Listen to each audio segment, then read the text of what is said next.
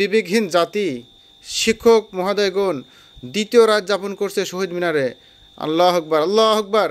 দ্বিতীয় রাত, যেখানে মশার কামড়, এরকম রাত্র অন্ধকারে এরকম নিজের বাড়ি ছেড়ে, পোলাপান ছেড়ে, শিক্ষা প্রতিষ্ঠান ছেড়ে তারা খোলা ময়দানে অবস্থান করছে।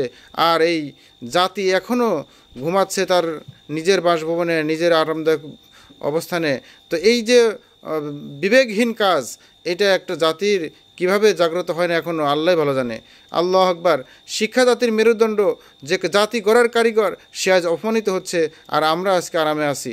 আজকে যারা আমরা এই শিক্ষার সাথে সংশ্লিষ্ট, এমন কোনো পরিবার নাই যে শিক্ষার সাথে সংশ্লিষ্ট নাই।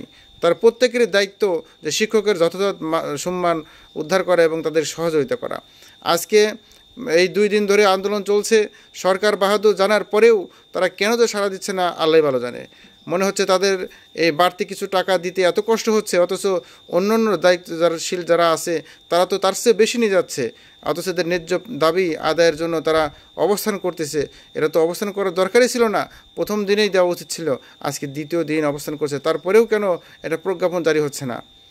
এই যে অনিয়ম অনৈতিক কাজ চলছে, এটার প্রতিফলন কত যে বিপজ্জনক হতে পারে আমরা দেখছি। যে ফ্যাসিস্ট যে সরকার ছিল, তাদের কর্মকাণ্ডেতে মানুষ এত অতিষ্ঠ হয়ে গেছে যে এরকম ছাত্র, শিক্ষক, এমনকি তৃণমূল পর্যায়ে সবাই একত্র ঘোষণা করে দ্বিতীয় স্বাধীনতা অর্জন করেছে।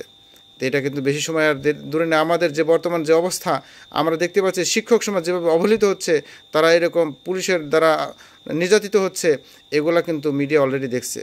এখন আজকের দিনেও, আজকে দ্বিতীয় দিনে আমরা দেখতে পাচ্ছি যে ছাত্ররা কিন্তু শিক্ষকদের সাথে একাত্মতা ঘোষণা করছে। বিভিন্ন রাজনৈতিক ব্যক্তিবর্গ এসছে, বিভিন্ন লেখক, বিভিন্ন সাহিত্যিক, সবাই কিন্তু সমর্থন করছে। তারপরেও কেন প্রজ্ঞাপন দেওয়া হচ্ছে না আমার বুঝে আসে না।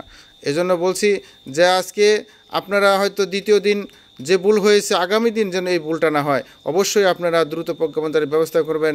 না হলে প্রত্যেক ছাত্র, অভিভাবক, এমনকি সাধারণ জনগণ, শিক্ষকদের সম্মানে কিন্তু মানুষের ঢল নামবে। এই ঢল নামলে কিন্তু আবার নতুন একটা গণ অভ্যুত্থান হবে। তো আমি চাই এরকম গণ অভ্যুত্থান না হোক। আর কালকের জন্য তো কঠোর কর্মসূচি দেওয়া হয়েছে যে এখান থেকে লং মার্চ করা হবে সচিবালয়ের দিকে। তো এতটুকু যেন করা না লাগে, এজন্য যারা দায়িত্বশীল আছেন, উপদেষ্টা মহোদয়গণ আছেন, তারা অবশ্যই আপনারা এই নিউজগুলো দেখছেন এবং যেখানেই থাকেন না কেন, অবশ্যই আপনারা সেখান থেকেই অতি দ্রুত প্রজ্ঞাপন জারির ব্যবস্থা করুন এবং খুবই সীমিত মাত্র 20% বাড়ি ভাড়ার যে দাবি তাদের, সে দাবিটা দিয়ে তাদেরকে যোগ্য সম্মান দিয়ে আপনারা তাদের শিক্ষা, যে জাতি গড়ার কারিগর, সেই সব ব্যক্তিদেরকে আবার তাদের নির্দিষ্ট শিক্ষা প্রতিষ্ঠানে ফিরিয়ে দিন এবং জাতি গড়ার কাজে তাদেরকে আত্মনিয়োগ করার সাহায্য করুন। তো আশা করি এই ভিডিওটা যারা দেখছেন তারা অবশ্যই বেশি বেশি শেয়ার করে এই কথাগুলো যেন একদম কর্তৃপক্ষের কাছে পৌঁছে যায়, সেজন্য আপনারা অবশ্যই শেয়ার করবেন এবং সর্বোচ্চ জানিয়ে দেবেন যে আমরা এটা সমর্থন করি। তো আশা করি এমন কোনো ব্যক্তি নাই শিক্ষা অনুরাগী যারা চান যে জাতি আরও শিক্ষিত হোক, আরও উন্নত হোক, সেই শিক্ষা খাতে বেশি বরাদ্দ হোক এবং শিক্ষা খাতে বেশি উন্নত হলেই দেশ এবং জাতি উন্নত হবে। তারা অবশ্যই বেশি বেশি শেয়ার করবেন এবং আমাদেরকে এই আন্দোলনে সহযোগিতা করবেন। আসসালামু আলাইকুম ওয়া রাহমাতুল্লাহ।